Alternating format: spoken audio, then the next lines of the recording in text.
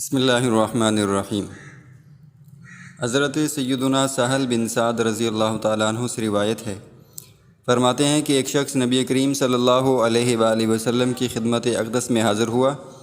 اس نے غربت اور معاشی تنگی کی شکایت کی تو رسول کریم صلی اللہ علیہ وآلہ وسلم نے اسے فرمایا، جب تم اپنے گھر میں داخل ہو تو کہو السلام علیکم ورحمۃ اللہ وبرکاتہ، خواہ گھر میں کوئی ہو یا نہ ہو۔